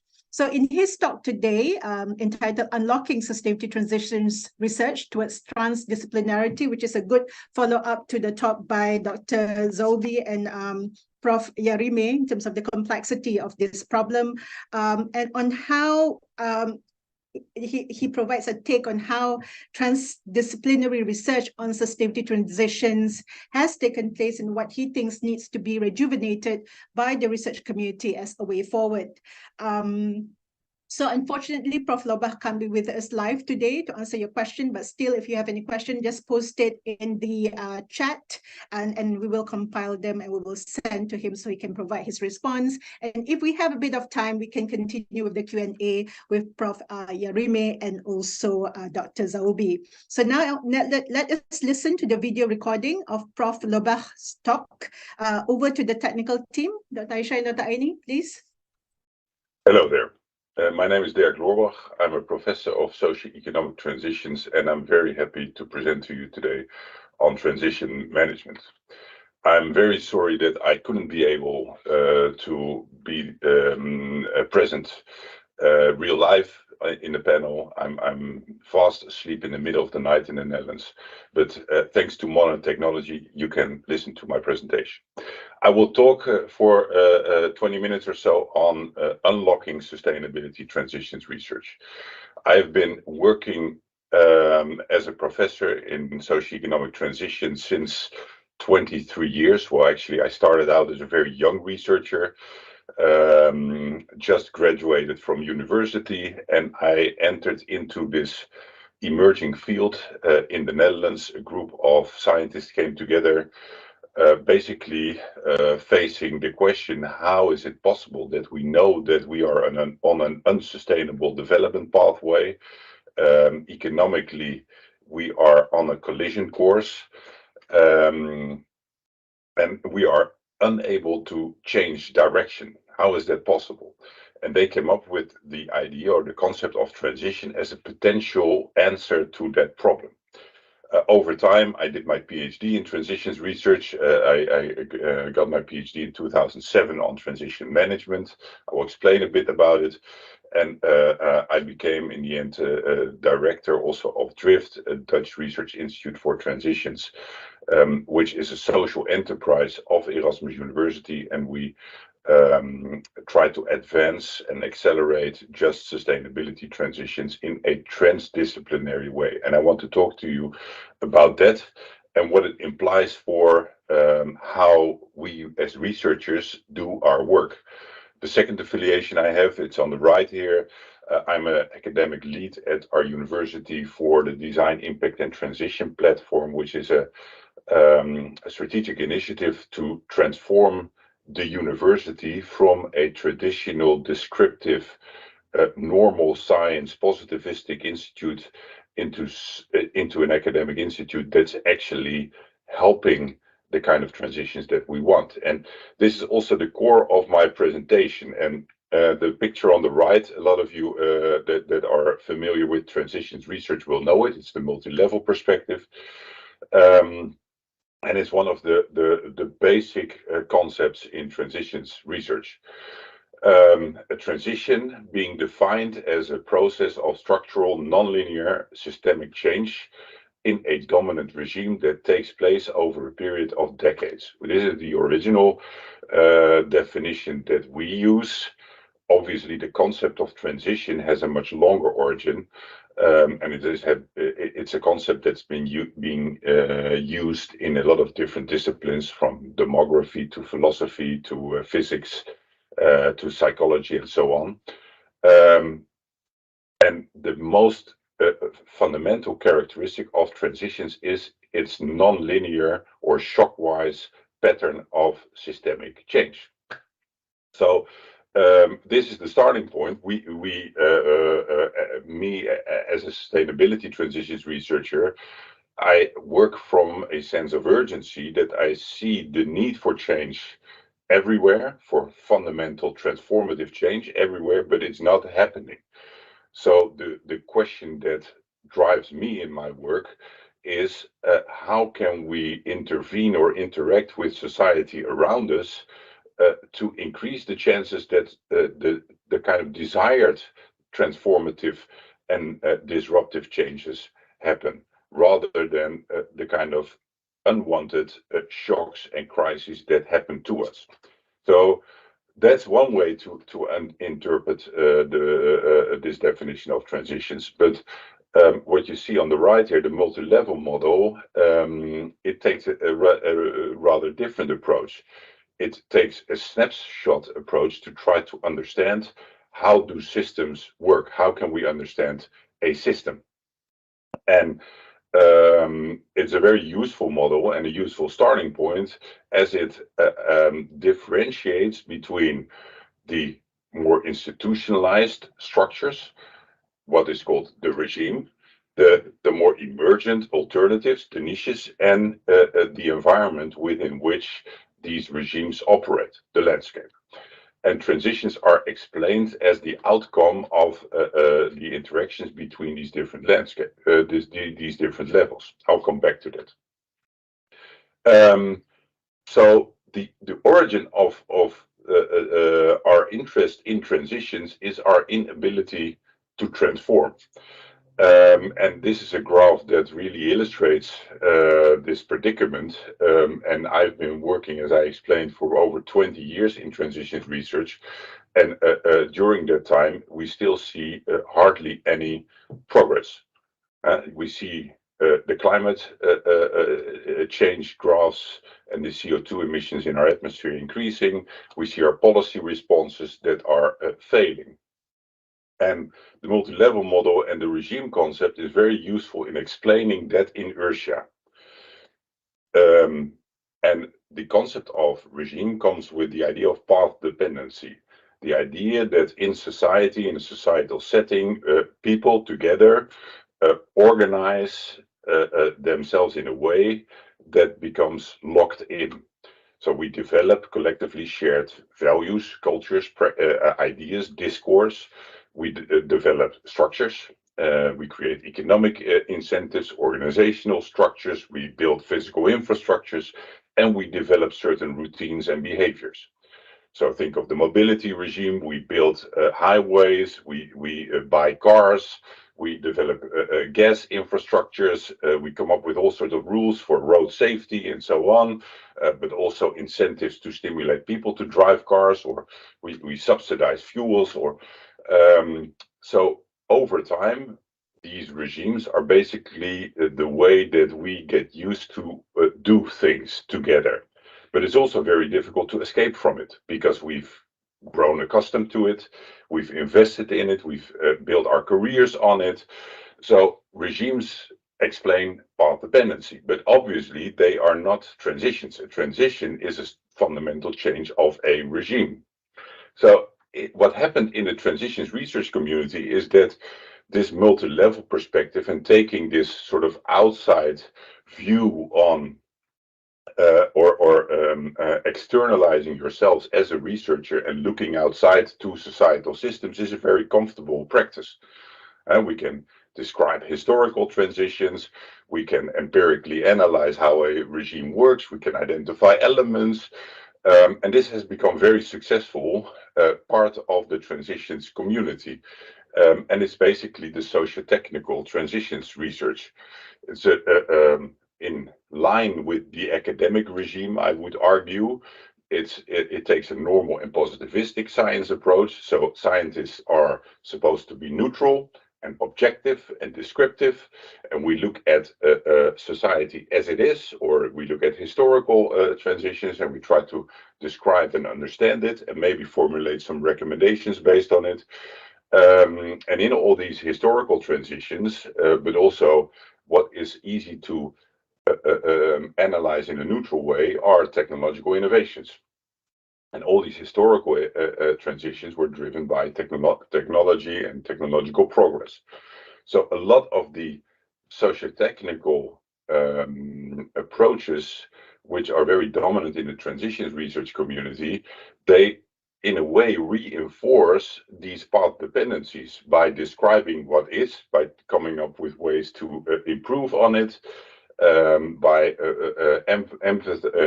emphasizing technological innovation, and by doing that in a way that's basically very comfortable and sits within the science policy logic that, from my point of view, is part of the problem.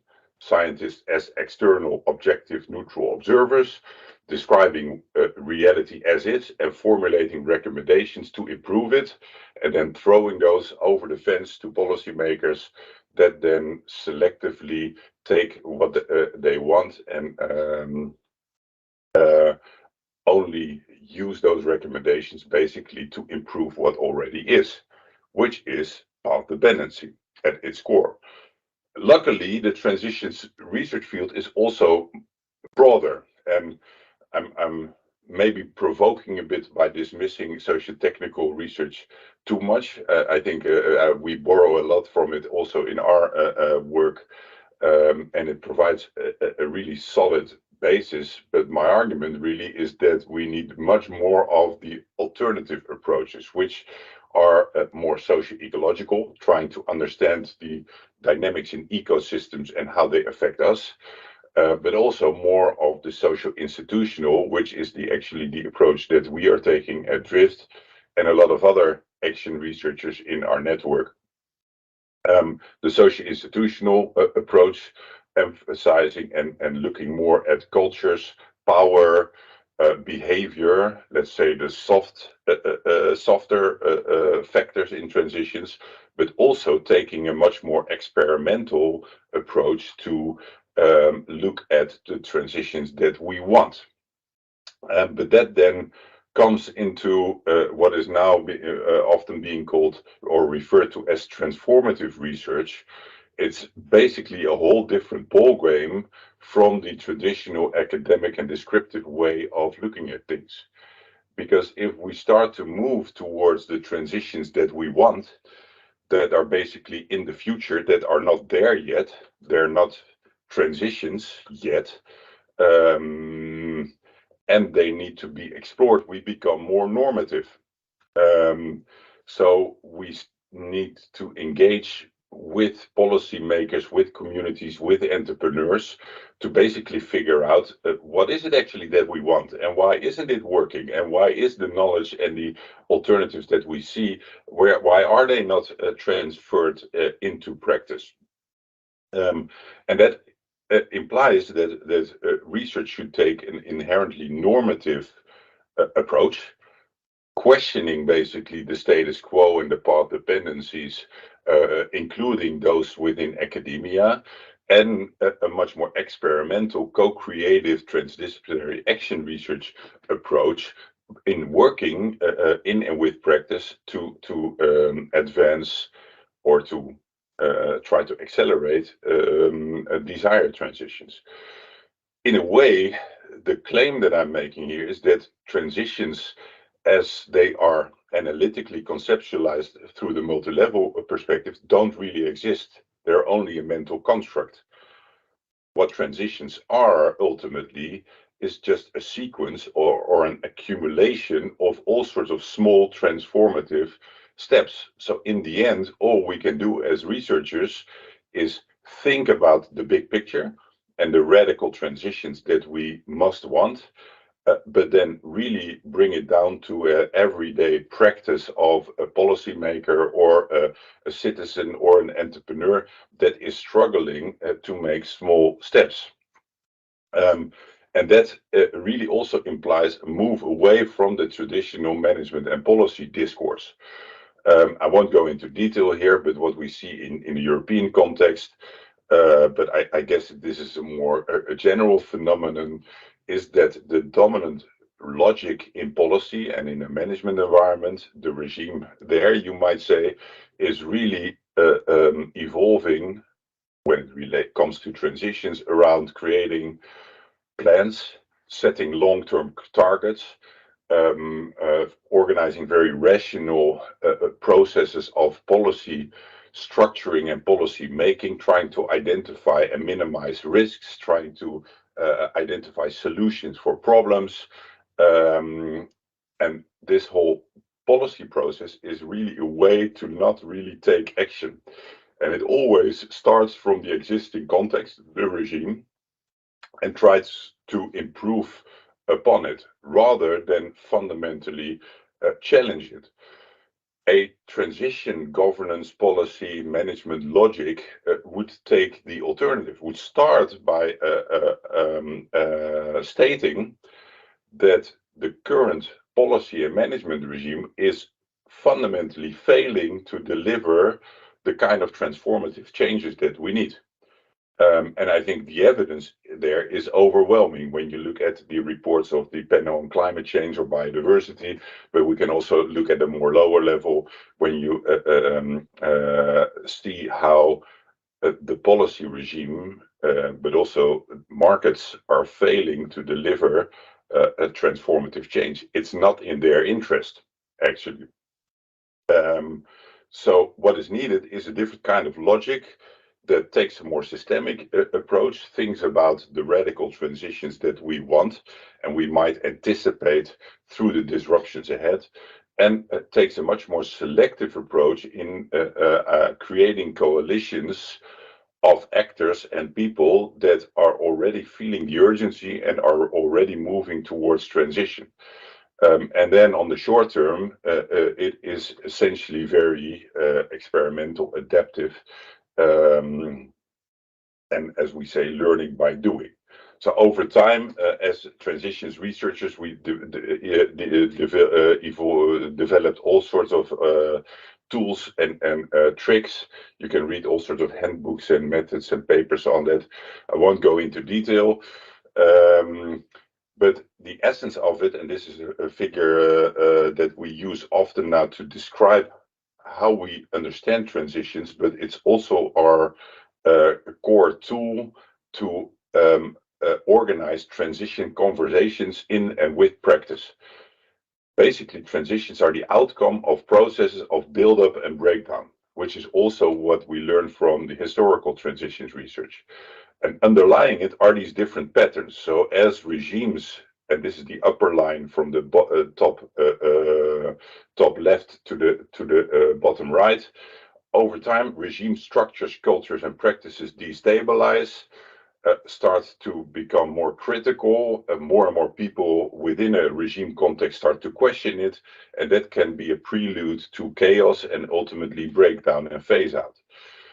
As regimes become more questioned and unstable, more and more people will start to look for alternatives that might then grow. More people become vegetarian or start riding bicycles or invest in solar panels. Or so alternatives grow, and then over time, through this chaotic period, there can be a shift towards a new regime.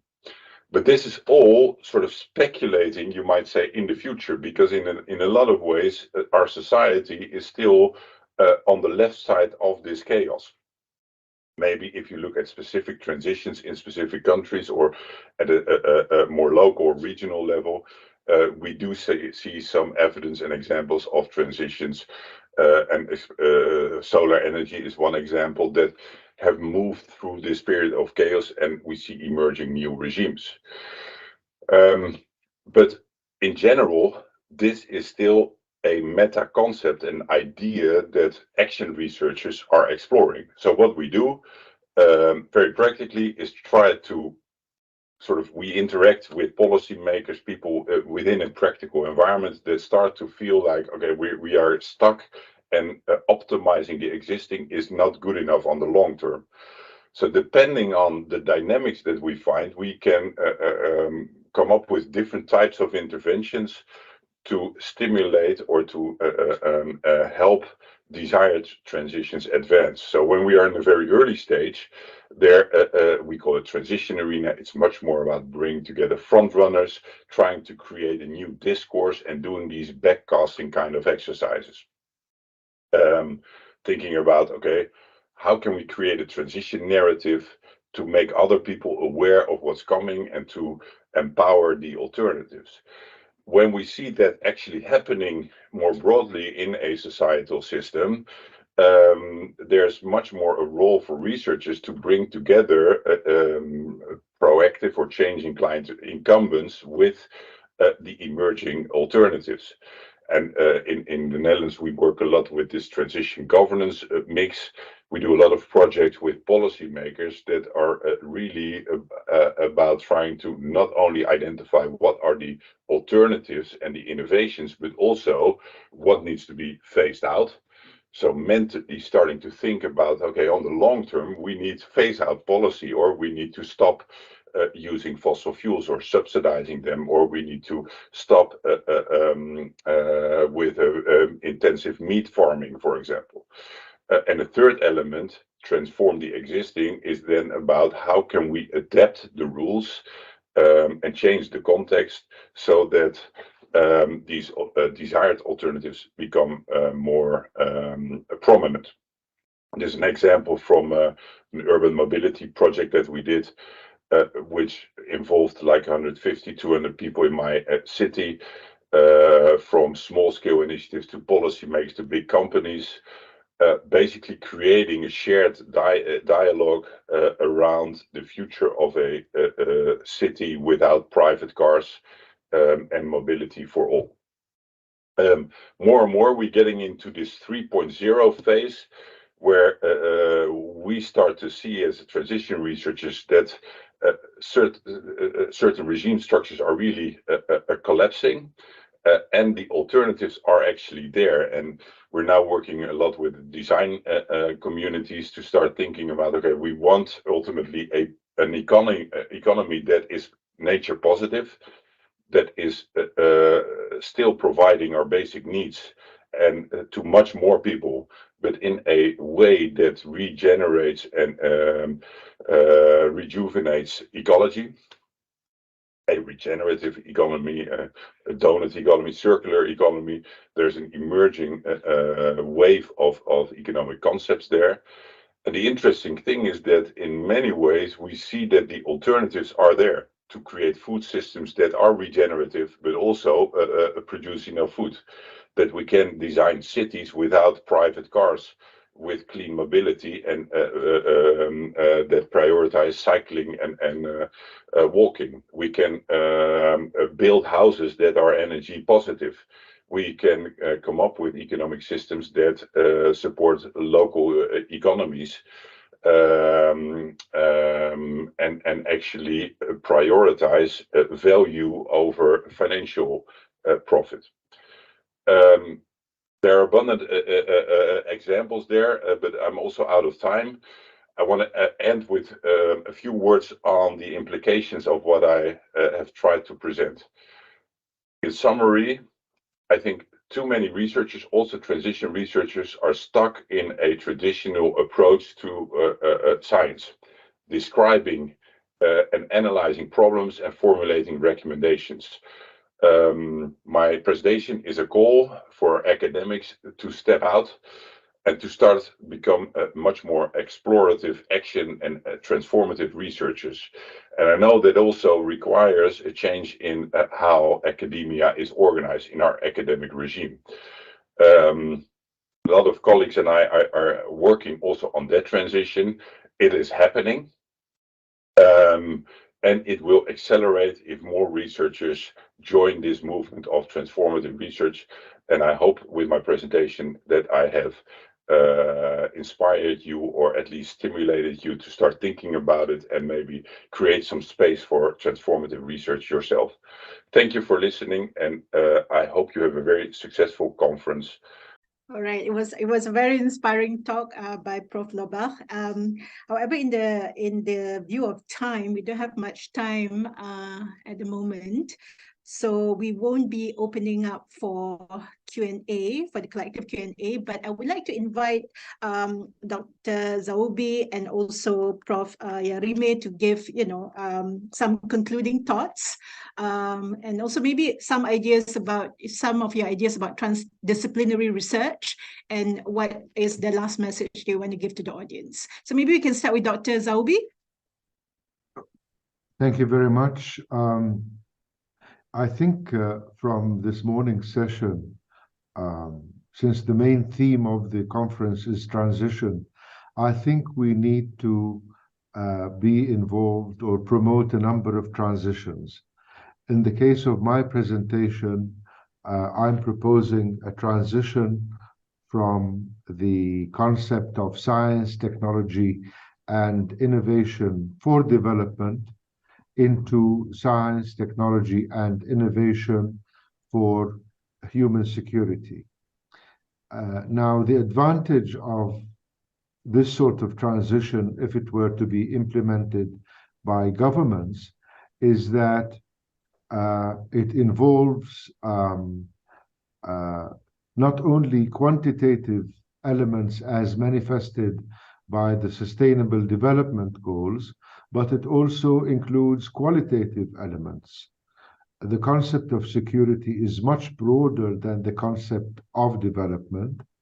It takes into account issues such as the impact of science, technology, and innovation on societal security, economic security, personal security, and so on, and would probably lead to better capacity within our STI ecosystem to respond to possible crises in the future, crises such as climate change, pandemics, economic crisis, and so on and so forth.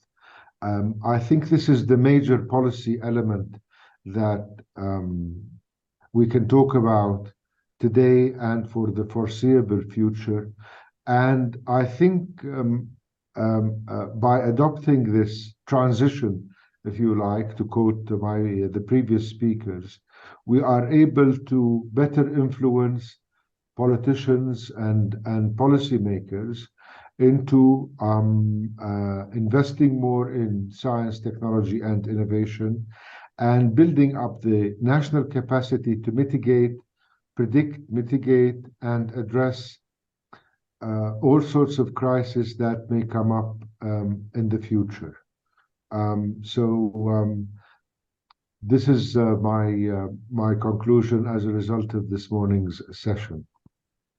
Thank you so much, Dr. Zaubi. Okay, Prof. Yerime, last words.